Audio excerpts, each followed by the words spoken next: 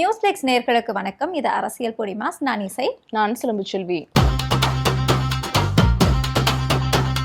உங்கள் சத்யாவில் இப்பொழுது ஆடி அதிரடி தள்ளுபடி. ஆச்சி மசாலா எந்த சமையலும் ருசி தேடும் ரகசியம் 20 ரூபாய். டயா பூஸ்டர் சுகரை கண்ட்ரோல் பண்ணும், உங்க ஆரோக்கியத்தை மீட்டு தரும். சர்க்கரையை கட்டுப்படுத்துறதுக்கான எளிமையான வழிமுறை, இயற்கையான வழிமுறை. அனைத்து மருந்து கடைகளிலும் கிடைக்கும். 4-5 விஷயங்கள் இருக்கு இன்னைக்கு டிஸ்கஸ் பண்றதுக்கு. தலைப்புச் செய்திகள் அப்படின்னு கூட வச்சுக்கலாம். நம்ம முதல்ல ஜோக்கர் அமைச்சர்கள். என்ன ஜோக்கர் அமைச்சர்கள்னு சொல்ல வர இசை? ஜோக்கர் அமைச்சர்கள் அப்படின்னா இப்ப இருக்க அமைச்சர்கள் தான். ஆனா அது ஜோக்கர் அப்படிங்கிற வார்த்தையை நான் பயன்படுத்தல. எதிர்க்கட்சி தலைவர் உதயநிதி ஸ்டாலின் அவர்கள் பயன்படுத்தியிருக்காங்க. இன்னைக்கு காவிரி இஷ்யூல தாவேக்கா எந்த ஒரு கண்டனமுமே தெரிவிக்க மாட்டுது, துரிதமா செயல்பட மாட்டுது அப்படின்னு சொல்லி தஞ்சாவூர்ல திமுக சார்பில் போராட்டம் நடந்தது. அதுல பேசின உதயநிதி ஸ்டாலின் தான் இந்த மாதிரி வார்த்தைகள் எல்லாமே பயன்படுத்தியிருக்காரு. கொஞ்சம் கடுமையான வார்த்தைகள் தான். ஆனா தாவேக்கா பயன்படுத்தின வார்த்தைகளை விட இது ரொம்ப மோசமா அப்படின்னு சொல்லிக்கிட்டு திமுகவினரும் இப்ப இறங்கி பேசிட்டு இருக்காங்க. ஆமா, அந்த முதலமைச்சரா இருந்துட்டு டேஷ்ன்னு பேசுறது, கதறாங்கன்னு பேசுறது, அதை காட்டிலும் இது கொத்து புரோட்டான்னு பேசுறது, அதை காட்டிலும் இந்த ஜோக்கருங்கிறது கொஞ்சம் டீசென்டான வேர்டு தான். ஆனா இருந்தாலும் பதவியில இருக்கிறவங்களை இப்படி சொல்லிட்டாங்களே அப்படிங்கிற ஒரு ஆதங்கமும் ஒரு சில பேருக்கு இருக்கலாம். ஆனா அவங்க நடந்துக்கிற விஷயங்கள் எல்லாமே பார்க்கும்போது அப்படிதான் தெரியும். இருக்கு. ஒரு சிறுமியை பாலியல் புகார் வருது, அதுக்கு மடைமாற்றம் செய்யறதுக்காக போயிட்டு டயர் எல்லாமே போய் ஜோக்கர் விஷயம், அந்த ஜோக்கர் முகமூடியை போட்டுக்கிறாங்க அப்படின்னே சொல்லலாம். ஏதாவது ஒரு இஷ்யூ வருது அப்படின்னா ஜோக்கர் முகமுடி போட்டு என்ன ஏதாவது ஒன்று பண்ணிடுவாங்க. அதை மீன் பண்ணி தான் சொல்றாருன்னு நினைக்கிறேன். இந்த கர்நாடகா இஷ்யூல வாய் திறக்கவே இல்லை அப்படின்னா இந்த போராட்டம் இன்னும் அதிகமாக வெடிக்கும், திமுக இந்த இஷ்யூவை இன்னும் பெருசாக எடுத்துட்டு போகும் அப்படிங்கிற மாதிரி அவர் பேசியிருக்காரு.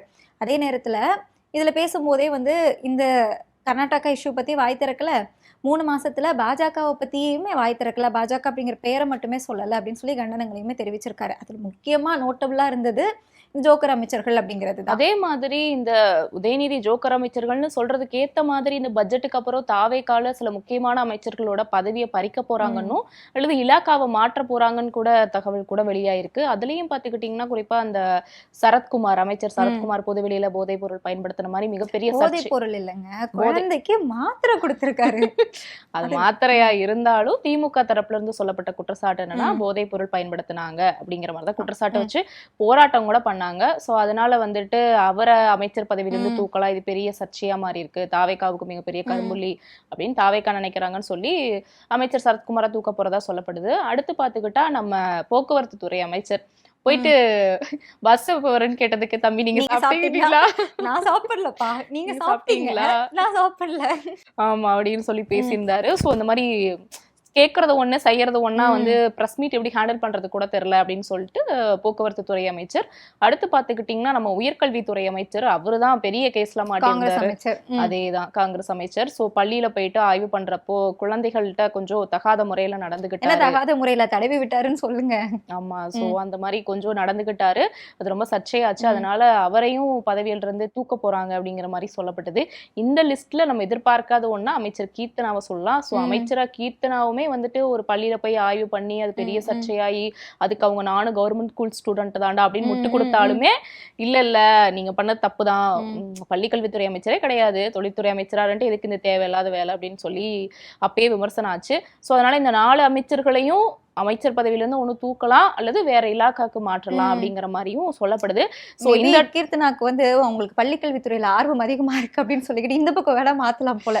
யாருக்கு என்ன துறை அப்படிங்கறதே தெரியாம இருக்கு. சோ அப்படி இருந்தாலுமே வாட்டவர் இது தாவேக்காவுக்கு ஒரு மிகப்பெரிய கரும்புலி தானே. ஏன்னா நாங்க சரியான கவர்மெண்ட், நாங்க தூய்மையான கவர்மெண்ட், நாங்க ஸ்டேட் ஃபார்வர்ட் கவர்மெண்ட் எல்லாம் பேசுறாங்க. பட் ஒரு சர்ச்சையின் காரணமா மாத்துறாங்க அப்படிங்கிறப்போ அது திமுகவுக்கு ஆதரவாமையும், அதே சமயம் திமுக எதிர்கட்சி தலைவர் உதயநிதி சொல்ல மாதிரி ஜோக்கர் அமைச்சர்களா இருக்காங்க அப்படிங்கறத தாவேக்கா நிரூபிச்சு காட்டுது. அதனாலதான் இவங்களை மாத்துறாங்களான்னு நீங்க சொன்ன மாதிரி பாத்தீங்க அப்படின்னா தாவேக்கால இருக்கக்கூடிய எல்லா அமைச்சர்களையும் மாத்துதான் செய்யணும். எல்லாருமே அதே மாதிரி ஜோக்கர் மாதிரியான முகமூடிதான் அப்படி கிடையாது. ஆனா அந்த மாதிரி ஆக்ட் பண்றாங்க, மடைமாற்றத்துக்காக ஆக்ட் பண்றாங்க. இப்ப கூட ஜெகதீஸ்வரி அவங்களோட ஆடியோ ஒண்ணு வெளியாயிருந்தது. அப்படி பார்த்தா அவங்களையும் தான் தாவேக்காவோட சொன்னாக்கா அப்படின்னு சொல்லிட்டு அவங்களையும் தான் நீக்கம் செய்யலாம்.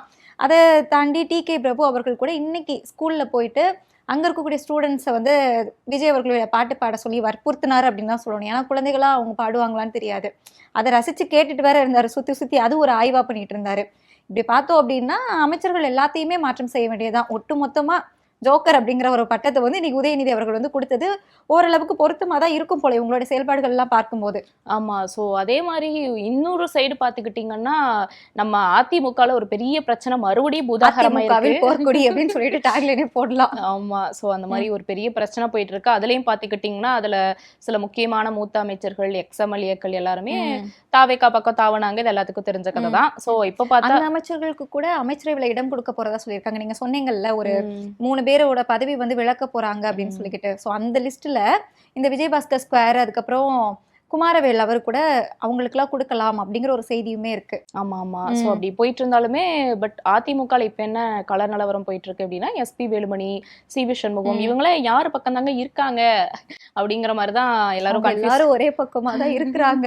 இந்த பக்கத்துல தனியா எடப்பாடி பழனிசாமி மட்டும் இருக்கிறாங்க. அது மட்டும் தான் பார்க்க முடியுது. ஆமா. சோ இருந்தாலுமே இவங்க தாவேகா பக்கம் தாவ போறாங்க அல்லது இங்கேயே இருக்காங்க அப்படிங்கிற மாதிரி பெரிய கான்ட்ரவர்சிஸ் போயிட்டு இருந்துச்சு. இப்ப மறுபடியும் அதுக்கு ட்விஸ்ட் கொடுக்குற மாதிரி எஸ்பி வேலுமணி எல்லாருக்கும் உரிய பொறுப்பு, எல்லாருக்கும் சரியான பதவி கொடுங்க, அப்படின்னாதான் நாங்க வந்து அதிமுகல தொடருவோம் அப்படிங்கிற மாதிரி போர்க்கொடி தூக்கி இருக்கிறதா அந்த எல்லாருக்கும் அப்படிங்கிறது வந்து அவர் மென்ஷன் பண்ண வார்த்தை சின்னம்மா அப்படின்னு சொல்லிட்டு, சசிகலா அப்படின்னு கூட சொல்லல, சின்னம்மா, டிடிவி தினகரன் எல்லாருமே வந்து ஒன்னா சேர்க்கணும் அப்படின்னு சொல்லிட்டு. என்ன முடிவு சொல்ல வராங்கன்னா, நாங்க எல்லாரும் ஒன்னா தான் இருக்கோம், நாங்க எல்லாரும் ஒன்னா இருந்துக்கிறோம், நீங்க கொடுக்கக்கூடிய பொறுப்பையிலும் நாங்க ஏத்துக்க மாட்டோம். கிட்டத்தட்ட 200 பேருக்கு மேல இந்த தேர்தலுக்கு அப்புறமா அவர் பதவி நீக்கம் செஞ்சிருக்கதா குறிப்பிட்டு பேசியிருந்தாரு.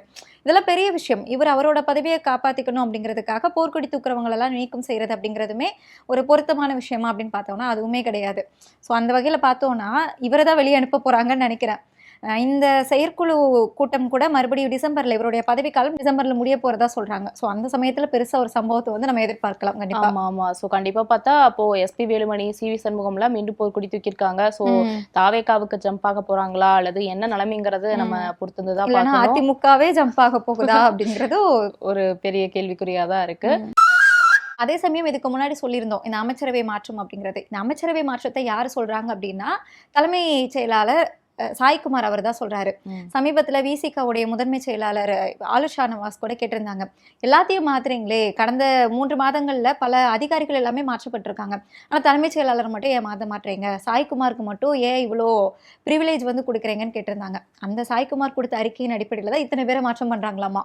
இந்த நடவடிக்கை எல்லாமே எடுக்க போறதா ஒரு தகவல் இருக்கு. ஆக மொத்தத்துல இவரை வந்து யாருமே மாத்த மாட்டாங்க, அவர் தான் எல்லாத்தையும் மாத்துவாரா அப்படிங்கிற ஒரு கேள்வியுமே இங்க இருக்கு. இது இன்னொரு ட்விஸ்ட் என்னன்னா, இந்த சாய்குமாருமே பிஜேபியோட ஆதரவாளர். சோ பிஜேபியோட ரெக்கமெண்டேஷன்ல தான் இவர் இங்க இருக்கிறாரு அப்படிங்கிற மாதிரியும் சொல்லப்படுது. பிஜேபி கொள்கை எதிரிலாம் சொல்றவங்க பிஜேபி ஆதரவாளர் தான் தொடர்ச்சியா ஒரு முக்கியமான பொறுப்புல வச்சிருக்காங்க, அவர் சொல்றதை கேட்கறாங்கன்னா ஒருவேளை பிஜேபி தான் ஆட்சி செய்தோ அப்படிங்கிற மாதிரி மறுபடியும் நம்மளுக்கு ஒரு கேள்வி எழுது.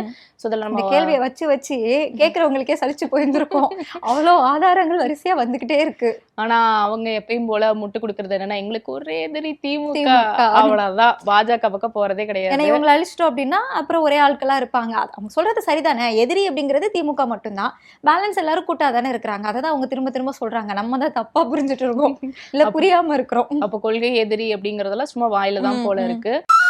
இது ஒரு பக்கம் இருக்கு. இன்னொரு பக்கம் நார்த் இந்தியால பார்த்தா பெரிய ஷாக்கிங்கான நியூஸ் வெளியா இருக்கு. அது என்னடான்னு பார்த்தா கண்டிப்பா நீங்களும் பார்த்திருப்பீங்க. மல்யுத்த வீராங்கனைகள் மேல பாலியல் துன்புறுத்தல் ஏற்படுத்தினார் அப்படிங்கிறதுக்காக பாஜகவுடைய முன்னாள் எம்பி பிரிஜ் பூஷன் அவர்கள் மேல நடவடிக்கை, அதுவுமே வந்துட்டு அந்த கைது அவங்க மேல வழக்கு தொடுக்கப்பட்டதே வந்து பல பெரிய போராட்டம்.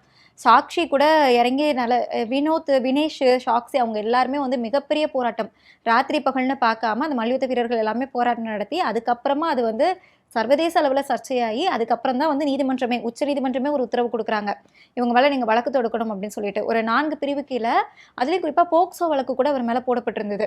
அந்த வழக்குகள் எல்லாத்தையுமே இன்னைக்கு வந்து டெல்லி நீதிமன்றம் தள்ளுபடி செஞ்சிருக்காங்க. இவர் வந்து குற்றமற்றவர் அப்படின்னு சொல்லிட்டு. எப்படி நம்ம பில்கிஸ் பானு வழக்கில் கைதாகி உள்ள போனவங்கள நன்னடத்தை காரணமா அவங்க போனது பாலியல் குற்றம், அந்த பில்கிஸ் பானு வழக்கை வந்து நம்மளால சொல்லக்கூட முடியாது ஒரு பெண்ணா இருந்துட்டு. ஸோ அப்படி துன்புறுத்தினவங்களை நன்னடத்தை காரணமாக விடுதலை செஞ்சு அவங்களுக்கு ஸ்வீட் கொடுத்து கொண்டாடினவங்க தான் பாஜக காரங்க. ஸோ அப்படி இருக்கும்போது ஒரு பாஜகவுடைய முன்னாள் எம்பி வேற அவரை எப்படி அவ்வளவு சீக்கிரமா விட்டுருவாங்களா அப்படிங்கிற ஒரு இதுவுமே இதுல பார்க்கணும். பாஜக உள்ள இருக்கக்கூடிய சட்ட சிக்கலை பயன்படுத்தி ஃபேவரா இது பண்றாங்க. அதுலயும் இது பெரிய சர்ச்சையான நியூஸ் கூட. பட் இதுல பாதிக்கப்பட்ட பெண்களுக்கு மறுபடியும் எப்படி நீதி இல்ல கிடைக்கும்? மறுபடியும் போராட்டம் கூட வெடிக்கலாம். ஏன்னா இப்போ சமீபத்துல இந்த மாணவர்கள் போராட்டம் அப்படிங்கிறதுக்கு பாஜக அடிபணிச்சிட்டாங்க அப்படிங்கும்போது அடுத்தடுத்த போராட்டம் பீகார்ல கூட முதலமைச்சர் வந்து பதவி விலகணும் அப்படின்னு பண்ணாங்க. போராட்டம் பண்ணலாம் தேவையில்லை இசை. நம்ம விஜய் இருக்காருல, அவர் பிஎம் ஆனாருன்னா எல்லாம் சரியாயிடும். விஜய் சொன்னா இயற்கையே கேக்குது, மோடி கேட்க மோடி மாட்டாரா? கேட்க மாட்டாரா? சோ அதனால மோடி மாதிரி விஜயும் ஆகலாம், அல்லது இவர் சொல்லி இயற்கை கேட்கலாம், என்ன வேணாலும் நடக்கலாம். சோ அது விஜய் கையில தான் இருக்கு அப்படின்னு கூட சொல்லலாம். விஜய் சொன்னா மோடியே கேட்பாருன்னு சொல்றீங்க, ஆனா கூட இருக்கிற கூட்டணி கட்சி காங்கிரஸே கேட்கல. இதுல வந்து காங்கிரஸ் ரெட்டை வேடம் போடுதா, இல்லைன்னா தாவேகா ரெட்டை வேடம் போடுதா, இல்லைன்னா ஸ்டாலின் அவர்கள் ரெட்டை வேடம் போடுறாரா, சம்பந்தமே இல்லாம DK சிவகுமார் அவர்கள் வந்து ஸ்டாலின் சொல்லிதான் கேட்கறாங்க அப்படிங்கிற ஒரு செய்தியை கூட நிர்மல்குமார் சொல்லியிருந்தாங்க. இப்படி ஒரு செய்தியை சொல்றதுக்கு உங்களுக்கு வெக்கமா இல்லையாடா அப்படிங்கிற மாதிரி தான், வாடா போடான்னு பேச முடியாது, அது டைலாக் அது. இப்படிலாம் சொல்றதுக்கு உங்களுக்கு வெக்கமா இல்லையா அப்படிங்கிற மாதிரி தான் இருந்தது. ஸ்டாலின் அவர்கள் சொல்லி DK சிவகுமார் அவர்கள் கேட்கறாங்க அப்படின்னா நீங்க எதுக்கு இருக்கீங்க முதலமைச்சரா? உங்க கூட்டணியில எதுக்கு தேசிய எதிர்க்கட்சி தலைவர் ராகுல் காந்தி அவர்கள் இருக்கிறாரு? காங்கிரஸோட தலைவர் தானே. அப்போ காங்கிரஸ் தலைவர் ராகுல் காந்தி சொல்லியே DK சிவகுமார் அவர்கள் கேட்க மாட்டாங்களா? காங்கிரஸ்குள்ளேயே அப்போ போர்க்கொடி இருக்கா? என்னதான் நடக்குது அப்படிங்கிற மாதிரி தான் இருந்தது அவங்களுடைய பேச்சுக்கள் எல்லாமே. ஆனா அந்த நிர்மல்குமாரோட போக்கு மட்டும் எப்பயுமே தனியா இருக்கு. எதுக்கு ஏன்னா எடுத்தாலும் அவர் தனி வழியில வந்தவருங்க, RSS போட்டு வந்தவரு. ட்ரௌசர் போட்டு RSS வழியில வந்தவர். பட் இது அவர் சொன்னது ரொம்ப மோசமான ஸ்டேட்மெண்ட் தான். காங்கிரஸ் கூட்டணி கட்சி, அவங்க தான் கர்நாடகால ஆள்றாங்க. அவங்க திமுகவோட கூட்டணி போட்டு கர்நாடகால இருந்து தமிழ்நாட்டுக்கு தண்ணி தர மாட்டேன்னு சொல்றாங்க. கொஞ்சமாவது போராட்டம் பண்ணிட்டு இருக்கிறது எல்லாமே திமுக தான். உச்ச நீதிமன்றத்துக்கு கூட போயிருக்காங்க. ஆமா, உச்ச நீதிமன்றத்துக்கு கேஸ் போட்டிருக்காங்க. தாவேகாவும் கேஸ் போட்டிருக்காங்க. திமுக தான் போட்டிருக்காங்க. இப்போ என்ன பண்ணணும், தமிழக அரசுக்கு அவ்வளவு ஆர்வம். நல்லா பாருங்க, இந்த இஷ்யூல ஜூன் 12ஆம் தேதி வந்துட்டு தண்ணி வந்து விட்டுருக்கணும். அப்போ இவங்க என்ன பண்ணிருக்கணும், ஜூன் 17, 18 அதுலயே வந்துட்டு, இல்லைன்னா ஒரு வாரத்துக்குள்ள, இல்ல ஜூன் முடியுதுன்னு வச்சுக்கோங்களேன், ஜூலை 1ஆம் தேதி போயிட்டு இவங்க பேச்சுவார்த்தை நடத்துறது, இந்த உச்ச நீதிமன்றத்துக்கு போய் கேட்கறது எல்லாம் பண்ணணும். பயிர் எத்தனை நாள் உயிரோட இருக்கும்? இசை உங்களுக்கு தெரியாதா? தாவேகா பொறுத்த வரைக்கும் திமுக ஒரு குற்றச்சாட்டு வைக்கணும், அப்படின்னாதான் அவங்க நடவடிக்கை அவங்களே இவ்வளவு டைம் எக்ஸ்டெண்ட் பண்ணிட்டு பயிரெல்லாம் செத்து போய் நிலம்லாம் அப்படி வறண்டு போய் வெடிச்சு போனதுக்கு அப்புறமா பாத்தீங்களா நிலம் வெடிச்சு போனதுக்கு காரணம் திமுக தான் அப்படின்னு சொல்லிக்கிட்டு ஒரு காரணத்தை சொல்லணும். ஸோ இதுக்காக இவ்வளோ எக்ஸ்டெண்ட் பண்ணாங்களா? இது வந்து யார் ரெட்டை வேடம் போடுறாங்க அப்படிங்கிறது ஒரு பக்கம் இருக்கு. இத்தனை நாள் கடத்தினதே மிகப்பெரிய குற்றம் இல்ல அது பெரிய குற்றம் தான். தாவேகா இது ஒன்னத்துல மட்டும் இல்ல, நிறைய விஷயங்கள்ல இன்க்ளூடிங் பாலியல் வன்கொடுமை, கோவை சிறுமி நடந்துச்சு. அதுக்கப்புறம் சிங்கப்பெண் படை எங்கதான் போச்சுன்னு சொல்லி கேட்டு ஒரு மாசம் கழிச்சு தான் சிங்கப்பெண் படையை கொண்டு வந்தாரு. சிங்கப்பெண் படையப்ப கூட ஏதோ ஒரு ஈவெண்ட், ஜெகதீஷ் அவருடைய வீட்டு ஈவெண்ட் நடந்தது, அதுக்காக அதை வந்து தள்ளி வச்சாங்க. இப்போ வந்து ஜனநாயகன் படம் ரிலீஸ் ஆயிருக்கு. அந்த படம் ஓடணும், கர்நாடகால ஓடணும். ஸோ ஓடி முடிச்சு கலெக்ஷன் எல்லாம் பார்த்ததுக்கு அப்புறம் பேசலான்னு இருக்கிறாங்களா அப்படின்னு சொல்லிட்டு நான் கேட்கல, ஸ்டாலின் அவர்கள் இன்னைக்கு கேட்டிருக்காரு. அதேதான். ஸோ அந்த மாதிரி எல்லாத்துக்குமே லேட் ரியாக்ட் இந்த தாவேகா அரசு பண்றதுனால பொதுமக்களும் விவசாயிகள் தான் பாதிக்கப்படுறாங்க.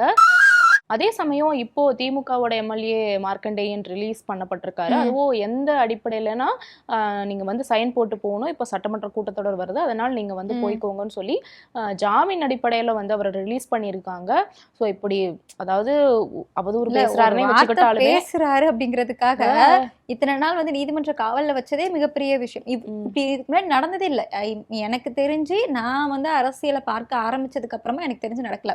ஒருவேளை இதுக்கு முன்னாடி ஜெயலலிதா அம்மையார் பீரியட்லயோ இல்ல எம்ஜிஆர் பீரியட்லயோ நடந்திருக்குமா அப்படிங்கறது கூட தெரிஞ்சவங்க கூட பதிவு பண்ணலாம். அப்படி இருந்தாலும் யூசை இது ஒரு விஷயம்னு சொல்லிட்டு ஒரு சட்டமன்ற உறுப்பினரா ஜெயில போறதுங்கிறது ரொம்ப தப்பான விஷயம். அப்படி பார்த்தா டிவிக்கு விஷுவல் வாரியர்ஸ் எவ்வளவு அபியூசிவா கமெண்ட் பண்றாங்க. அப்போ அவங்கள தூக்கி ஜெயில போடுவாங்களா? கண்டிப்பா கிடையவே கிடையாது. அவங்கள ஜெயில போட மாட்டாங்க, அவங்களுக்கு வந்து அரசு பதவி கொடுப்பாங்க. ஃபேக்ட் செக் யூனிட்ல போட்டிருக்காங்க, அந்த செய்தி நீங்க பார்த்திருந்திருப்பீங்க. ஐடி விங் நிர்வாகி, அதுக்கப்புறம் ரசிகர் மன்ற தலைவர், இவங்களுக்கு எல்லாத்துக்குமே வந்து அரசு பதவி. அயன் கார்த்திகேயன் அவர்கள் கூட ரொம்ப வருத்தமா ஒரு பதிவு போட்டிருந்தாங்க. பார்க்கும்போதே கஷ்டமா இருந்தது. அவருடைய எக்ஸ்பீரியன்ஸ் எல்லாத்தையுமே போட்டுட்டு என் மேல இவ்வளவு அவதூறு பரப்புறாங்க அப்படிங்கிற மாதிரி போட்டுட்டு, இந்த ஐடி விங் நிர்வாகிகளுக்கு ஃபேக்ட் செக் யூனிட்ல அப்படின்னு, ஏன்னா அயன் கார்த்திகேயன் தான் யூ10 அதுல வந்து இதுவா பார்த்துட்டு இருந்தாரு. ஸோ அந்த மாதிரி திறமை வாய்ந்தவங்களுக்கு கொடுக்கலாம். ஏன்னா யூ10 அப்படிங்கிற ஒரு ஃபேக்ட் செக் நிறுவனம் இருக்கிறதுனாலதான் தமிழ்நாடு ஃபேக்ட் செக்கே வந்து வெளியே தெரிய வந்தது. ஃபேக்ட் செக் அப்படிங்கறத மக்களுக்கு எடுத்துட்டு வந்தது யூ10 தான். இசை இவ்வளவு யோசிக்க தேவையில்ல. புசி ஆனந்த் யாரு? அவரு ரசிகர் மன்ற தலைவர், அவருக்கே அரசு பதவி பதவி, அமைச்சர் பதவி கொடுக்கறப்போ சோ ஃபேக்ட் செக் யூனிட் இல்ல அவருங்க கொடுக்கறது. வந்து அமைச்சர் பதவி அது அவங்களுடைய ஆள் கிடைக்கல அப்படிங்கிறதுக்காக அங்கங்க இருந்து பொறுக்கி போட்டாங்க. ஸோ அது வேற கதை. இப்போ இவங்களுக்கு ஜோதிடருக்கு கொடுக்கறது இந்த மாதிரியான விஷயங்கள் எல்லாமே வந்துட்டு இன்னும் கொஞ்சம் அது எப்படி போகுது இந்த அரசு அப்படிங்கிறத பார்க்க ஒரு மாதிரி இருக்கு. தமிழக அரசா தாவேக அரசா அவங்க சொன்னாங்க வேற. தமிழக அரசா தாவேக அரசான்னு தெரியாத அளவுக்கு நாங்க வந்து ஆட்சி செய்வோம் அப்படின்னு சொல்லிட்டு அதை அப்படியே நிரூபிச்சு காட்டிட்டு இருக்காங்க. ஆமா, அதே அந்த சைடு நார்த் சைடு மறுபடியும் நம்ம போனோம்னா மோடி ரீல்ஸா போட்டு தள்ளிக்கிட்டு இருக்காரு. சோ மோடி வெர்சஸ் அபிஜித், அவரும் ரீல்ஸா போறாரு. அபிஜித்தை பொறுத்த வரைக்கும் அவர் முன்னாடி இருந்து ரீல்ஸ் போறவர் தான். பட் மோடியை பொறுத்த வரைக்கும் திடீர் இன்ஃபுளுசர் ஆயிருக்காரு. இன்ஃபுளுசர் கேமரா ஆயிட்டு ஆங்கிள்லாம் வேற பார்த்து வச்சு பார்த்து வைக்கிறாரு. அந்த ஃப்ரெண்ட்ஸுக்கு எல்லாரும் ஃபேன்ஸ், கண்டிப்பா நீங்களும் ஃபேன்ஸா இருப்பேன்னு நினைக்கிறேன். சோ அப்படி இருக்கப்போ அபிஜித் இப்ப என்ன சொல்லியிருக்காருன்னா, மோடியை பார்த்து நீங்க வந்து மன்னிப்பு கேட்டு வீடியோ போடுவீங்கன்னு சொல்லிட்டு பார்த்தா எங்களை நீங்க மன்னிக்கிறீங்கன்னு சொல்லிட்டு வீடியோ போட்டிருக்கீங்க. சரி, நான் ஃபாரின்ல எல்லாம் படிச்சேன் தான், நான் படிச்சதை நான் சர்டிபிகேட்லாம் உங்ககிட்ட காட்டுறேன், அந்த மாதிரி உங்களோட சர்டிபிகேட்டை நீங்க காட்ட முடியுமா, அதுக்கு வந்து தில் இருக்காங்கிற மாதிரி கேட்டிருக்காரு. அதாவது தவளை தன் வாயால கெடும் அப்படின்னு சொல்லுவாங்க இல்லையா, அந்த மாதிரி மோடியோட சர்டிபிகேட் விவகாரம் அது வந்து பல வருஷமா வந்துகிட்டே இருக்கிற விஷயம் தான். சரி, இப்போ மறந்து இருக்கிறாங்க அப்படின்னு சொல்லி பார்த்தா இவரே போயிட்டு நீ எப்படி ஃபாரின்ல படிச்ச, உன் பின்னாடி அப்ப யாரு இருக்கிறாங்க. இவங்க என்ன பண்ணுவாங்கன்னா, இவர் பின்னாடி வந்து ஒரு ஃபாரின்ல படிச்சுட்டாரு அப்படிங்கிறதுக்காக ஏதாவது ஒரு கிறிஸ்தவ இது அமைப்பு இருக்கும், இவங்களுக்கு வந்து ஸ்பான்சர் கொடுப்பாங்க அப்படிங்கிற மாதிரி இழுத்துட்டு போகலான்னு நினச்சாங்களா, இல்லை அப்படின்னா ஒரு ஸ்டூடெண்டால் வேறு என்ன பண்ண முடியும், ஸ்பான்சர்ஷிப் வச்சு தான் படிக்க முடியும். ஸோ அவங்க ஏவி விட்டு தான் பார்த்தீங்களா இந்துத்துவா நம்மளை வந்து முடக்க பார்க்குறாங்க அப்படிங்கிற மாதிரி ரீதியில் எடுத்துகிட்டு போகலான்னு நினச்சாங்க போல். இவர் வந்து அப்படியே புடல்லையே போட்ட மாதிரி பல்பு கொடுத்துருக்காரு. ஆமா, ஸோ அந்த மாதிரி மாறி மாறி ரீல்ஸ் போட்டுக்கிட்டு இருக்காங்க. பட் ஒரு ஒரு சின்ன ஒரு இளைஞர்கள்ட்ட, அதே சமயம் சிஜேபி அப்படிங்கிற ஒரு பார்ட்டி, அந்த இளைஞர்கிட்ட வந்து இப்படி போட்டி போட்டு நேருக்கு ரீல்ஸ் நேரா, போடணுமா ரீல்ஸ் போடணுமா அப்படிங்கிறது கொஞ்சம் மோடிங்கிறது ஒரு பிரதமர் அந்த தரத்தை விட்டு கீழே இறங்கி வந்துட்டாரோ அப்படிங்கிற மாதிரி கூட அது வந்து தோணுது. நீங்க வந்து அபிஜித்தை வச்சு பார்க்க கூடாது. ஏன்னா இப்போ வந்து விஜயோட அடுத்த டார்கெட்டே வந்து பிஎம் தான். ஸோ விஜய் வந்து ரீல்ஸ் போட்டு பிஎம் ஆயிட்டாருன்னா நம்மளோட பிளேஸ் வந்து காலி ஆயிரும்ல. அதனால இப்பவே வந்து அவங்க வந்து அதுக்கு தயாராகுறாங்க. விஜய் வரும்போது எப்படி நீங்க அவங்க வந்து எதிர்கொள்வீங்க, ரீல்ஸ் மூலமா தான் எதிர்கொள்ள முடியும். ஸோ இப்போவே போட்டு மில்லியன் கணக்கில் ஃபாலோவர்ஸ்லாம் எடுத்து வச்சோம் அப்படின்னா யாருக்கு அதிகமான ஃபாலோவர்ஸோ அவங்க தான் பிரதமர் அப்படின்னு அப்ப சொல்லிட்டு யாரோ ஒரு ஆட்சி செய்ய வரல, ரீல்ஸ் போட தான் வரீங்க. அதுதான். ஸோ அந்த மாதிரி அதுவும் ஒரு பக்கம் ஒரு பெரிய பேசுபொருளா போயிட்டு இருக்கு. இப்படி மோடியும் அபிஜித்தும் மாறி மாறி ரீல்ஸ் போட்டு வந்துட்டு இருக்காங்க. ஸோ இது எப்படியே தொடர்கதையா போகுமாங்கிறத நம்ம வெயிட் பண்ணி தான் பார்க்கணும். அதே சமயம் இன்னும் சுட சுட செய்திகள் தொடர்ச்சியா வந்துகிட்டு இருக்கு, இன்ட்ரெஸ்டிங்கான செய்திகளும் வந்துட்டு இருக்கு. பொலிட்டிக்கல் பொடி மாஸ்ல கண்டிப்பா தொடர்ச்சியா டிஸ்கஸ் பண்ணுவோம். கண்டிப்பா இணைந்திருங்கள்.